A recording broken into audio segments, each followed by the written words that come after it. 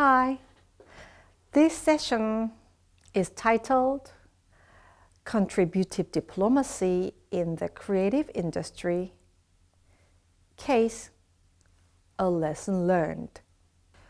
Recognizing the role of the creative industry from its own experience, the Cultural and Creative ODA, Official Development Assistance, has always been on a table in the making of the Korean model of development cooperation.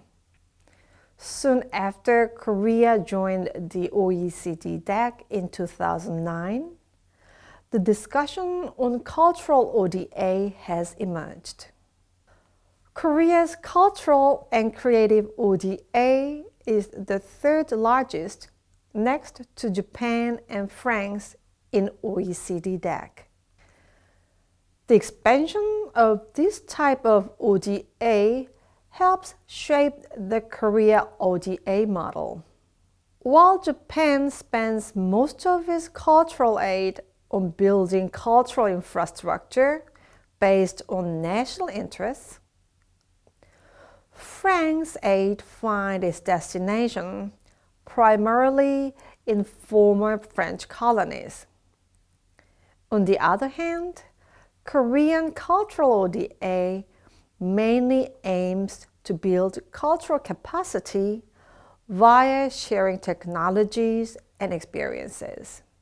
Ownership and partnership are considered as the two main pillars of Korea's cultural and creative ODA. A typical form of Korea's cultural and creative foreign assistance is to provide infrastructure, devices, and operating systems, which are followed by training sessions for the operation. For instance, Korea International Cooperation Agency, or KOICA, established a broadcasting company in Nepal and a radio broadcasting system in Oromia State, Ethiopia in 2013. Another government organization, Korea Information Society Development Institute, has carried out programs providing Korea's broadcasting system and devices in Laos since 2007. In previous lecture, I explained Korea's Development Cooperation Basic Plan. The government began drafting the Comprehensive Basic Plan, midterm government plans with a span of 5 years, to provide general direction of Korea's national foreign aid practices. The 2021 to 2025 Comprehensive Basic Plan for International Cooperation is the third midterm plan.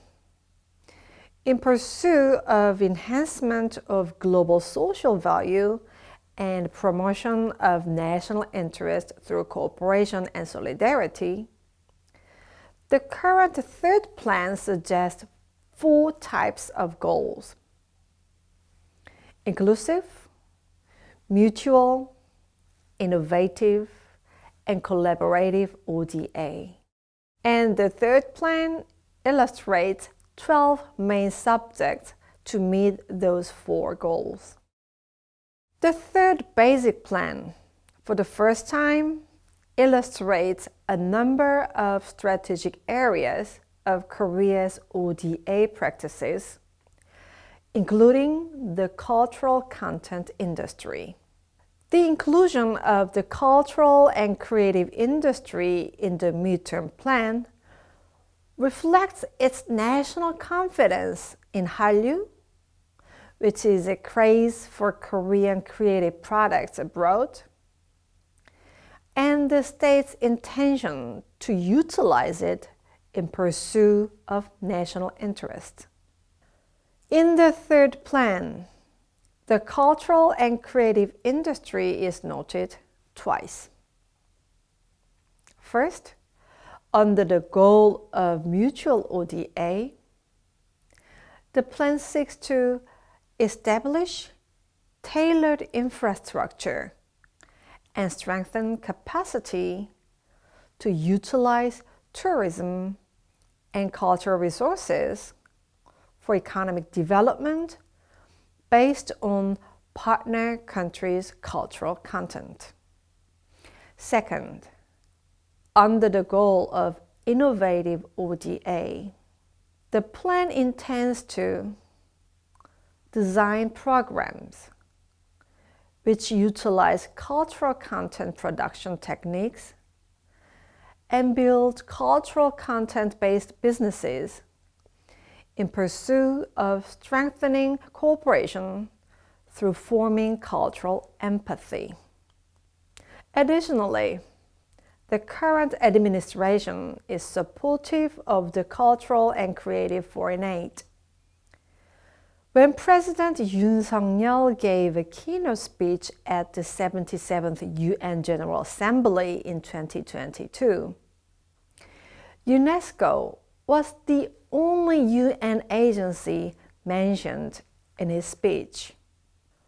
Although a big part of his speech was dedicated to the emphasis on freedom and peace, it is still noteworthy that Korea's commitment to the UN Cultural Organization was mentioned in connection to genuine freedom and peace can turn into reality when we are free from disease and hunger, free from illiteracy, and free from want of energy and culture. Now we understood that there are political will and institutional system that Korea is making contribution using the creative industry. However, it has not been always like that. Sometimes institutional system and political will gets tangled in implementation. Let me now introduce a case which was not very successful. The link between culture and development cooperation is a sensitive and cautious issue. Korea has learned this from its experience of failure. Korea Aid was an ODA project promoted by the former President Park Geun-hye during her visit to Ethiopia, Kenya, and Uganda in 2016. The government advertised the program as a new Korean model that combined Korea's cultural diplomacy and development aid. In reality, however, it was an inappropriate project created without sufficient consideration of the culture and development of Ethiopia, Kenya, and Uganda. Korea Aid was an official development assistance program that sent vehicles equipped with large screening devices, along with food and medical trucks. This mobile aid program visited remote areas, intending to improve the lives of the girls in Africa. The screen was supposed to be used to play a 4-minute-long exercise video and a video clip encouraging girls to go to school in accordance with the standards of official development assistance. However, Korea Aid dedicated 30 minutes to cultural showing, which included K-pop, and 10 minutes for a video on public health and sanitation. The mobile large screen of Korea Aid played videos of Korean singers dancing and singing in the name of improving the quality of life of African girls.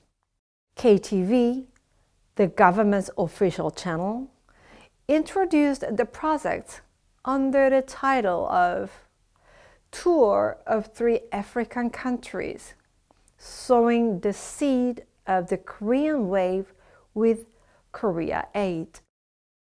As explained in previous sessions, it is true that the government policy played a critical role in building of creative industry in Korea. However, in such atmosphere in the government and the mass media, which sees creative products as export goods, the distorted development project, such as Korea Aid, could be implemented. This development project denied the principle of international development cooperation and aid effectiveness. Hence, a civil society called Korea Aid as the worst aid.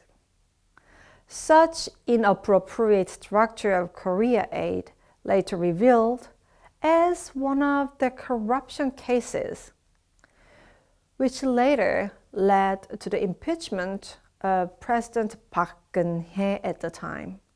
However, not all ODA utilizing cultural content industry is problematic. Rather, sharing Korea's competitive content production capabilities and experience with developing countries is something worth considering in terms of strategic use of Korea's ODA. From the unsuccessful case like Korea Aid, the government was able to learn and develop a better ODA project using creative skills. The next session, we'll have a look at another case of Korea's ODA in creative industry. Thank you.